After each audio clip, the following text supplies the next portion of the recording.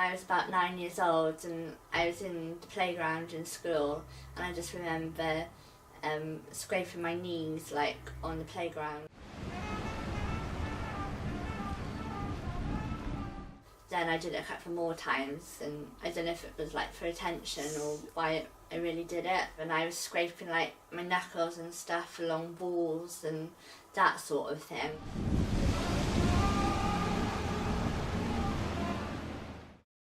And then I don't really remember doing anything else until I was sort of about 16, 17 then.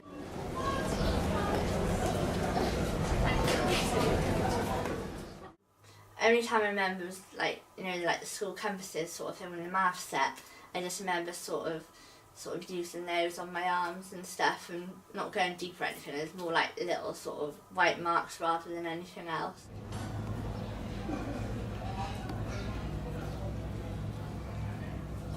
Well, it wasn't until sort of when I was 16, 17 and started doing it more and realised that there was sort of like a name for actually what I was doing.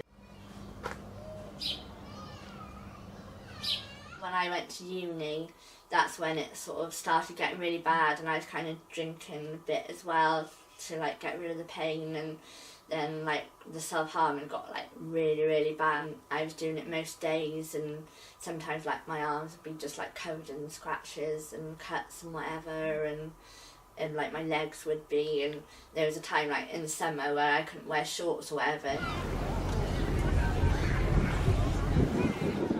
I did eventually find a like really good counsellor when I was in uni. So I did a lot through sort of like taking drawings to hear like how I was feeling. I was able to like draw sort of them on paper, and I used to take them sort of every week, and we used to like go through them and discuss them. Art was a really big thing. Also then I started doing poetry, and I mean that sort of was a really, really good way of like getting my emotions like down on paper rather than hurting myself.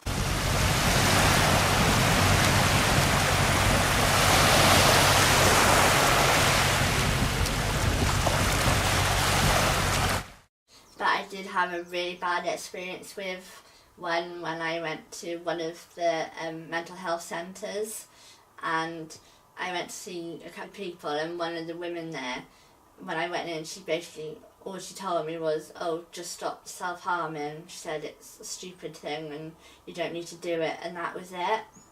I felt really annoyed, and I actually like went home, and like my parents were away, and I had a bit of drink, and then I kind of just went down the beach and stuff, and I remember cutting my arms really, really badly because I was like, you know, I've gone there to get help and you've just told me don't do it, a stupid thing.